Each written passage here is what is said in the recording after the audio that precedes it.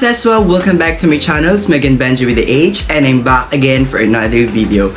And if you are new here to my YouTube channel, don't forget to hit the subscribe button below and click the notification bell for you to be updated every time I upload a video. So for today's video mga Seswa, pag-uusapan natin ngayon ay skincare.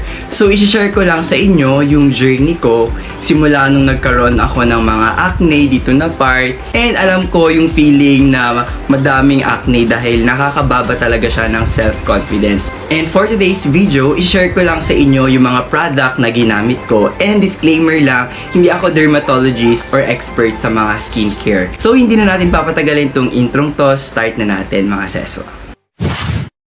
Ang unang product na ipapakita ko sa inyo is itong Pansman. Itong Energy Charge Brightening Face Wash, Brighter Clean Refresh Skin, Bright Plus Cool. Ito, naubos na kasi yung malaki na parang tube style, kaya ito na lang yung naiwan. Buti nga meron pang natira, pero paubos na rin siya.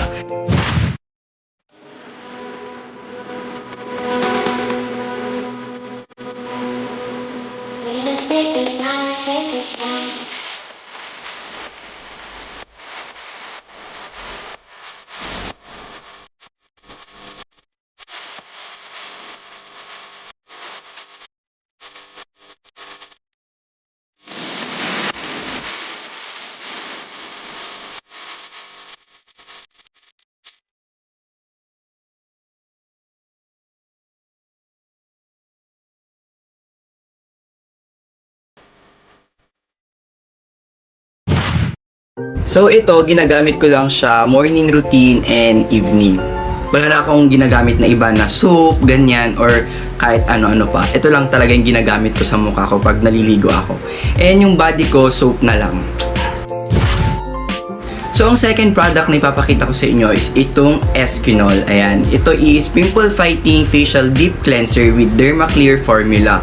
So, ito, ginagamit ko lang siya din morning and evening routine. Ayan. Pag ginagamit ko to, gumagamit lang ako ng tawag nito, yung bulak. Then, dinalagay ko lang siya.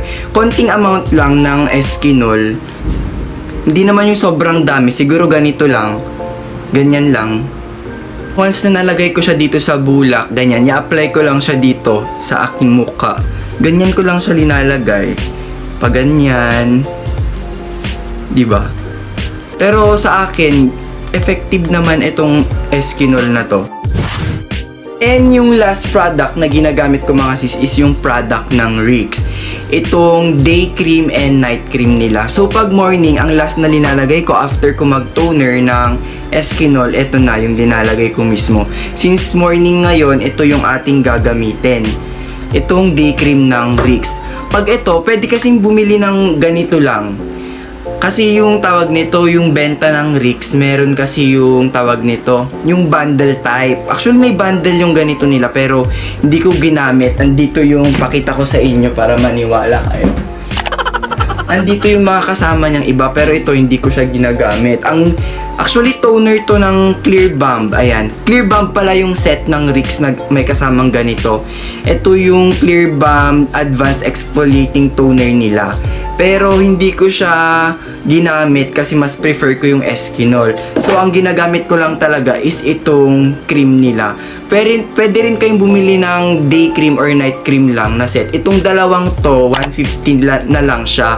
So, kung gusto nyong bumili ng ganito na set lang na dalawa, hindi yung talagang yung Clear Bomb set, ilalagay ko na lang yung link sa baba dahil yung friend ko, authorized distributor siya ni Rix. Ayan. Hello, Jessa. So, i-apply na natin itong day cream ng Rix. Ganito siya. Tignan nyo. Paubos na. Ewan ko kung kita nyo. Yan. Paubos na siya. Ganyan siya. Lightweight lang naman siya mga sis. Ayan. Konting apply lang natin dyan sa ating muka. Ganyan lang ako mag-apply. Pero yung favorite ko talaga dito, after mo siya may apply, ang parang may cool effect siya, ganyan. Ganyan ko lang siya ina-apply mga sis. Actually, dati talaga nung nag-breakout ako, sabi ko, oh my god, anong nangyari sa mukha ko? Hindi naman dati. And ngayon, siguro yung super breakout ko that time is mga June, ganyan. As in. Pero ngayon, kita nyo naman na parang yung mga spot na lang yung natira. May konting redness pa siya, pero at least hindi na tulad ng dati na as in na pag ginanon mo yung skin ko, as in ramdam mo yung pimples mo, tapos ang sakit mahapde, ganun yung feeling. And dati talaga sa mukha ko, dito talaga ako tinatagyawat dito sa may gilid. Pero nung tinay ko na tong Eskinol, kasi gumagamit si ate ng ganito, nung tinay ko siya, nakita ko naman yung difference. Although medyo matagal lang siya, pero okay lang, at least naging effective siya sa akin compare yung dati kong mukha na ganyan, o at least sa halagang magkano lang yung ganito Eskinol, siguro 75 lang siya. And ito sa shade nila na ganito, tong Pansman, di ko sure kung magkano to, pero mura lang din siya. And yung set na ganito, yung dalawa 150, o at least makakasave kayo. So yun mga sis, ito lang talaga yung mga product na ginagamit ko sa aking skincare. Itong Pants, itong Eskinol, and yung product ng Rix. Ayan, kung gusto nyo ring itry, mag-patch test muna kayo nito, kasi yung iba hindi nila hiyang itong Rix. Kaya mas maganda talaga na mahanap nyo yung talagang product na maging effective sa inyong mga mukha.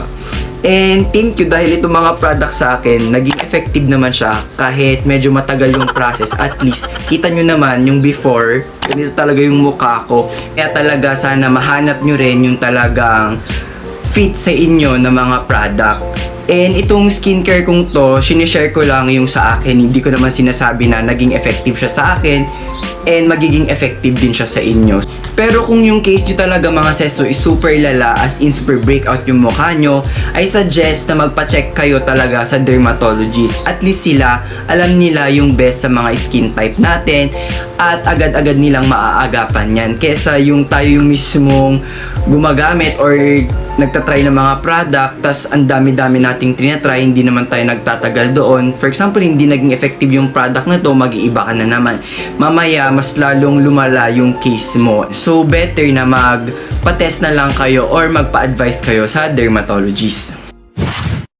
So, yun lang mga seswa. That's all for today's video. And again, itong skincare na to mga seswa, sinishare ko lang po yung naging experience ko and yung mga product na ginagamit ko. So, hindi meaning na naging effective siya sa akin, magiging effective din siya sa inyo. So, kumbaga, kung malala talaga yung mga case nyo, better na magpa-check kayo sa dermatologist. So, yun lang mga seswa. I hope na-enjoy nyo tong video to. And kung bago lang kayo sa aking channel, don't forget to hit the subscribe button below and click the notification bell for you to be updated every time I upload a video. And guys, support me on Kumu. Lalagay ko na lang siya dito. Ayan, mag-livestream tayo dito every day. Yes, every day. So, yun lang. See you on my next vlog. Bye!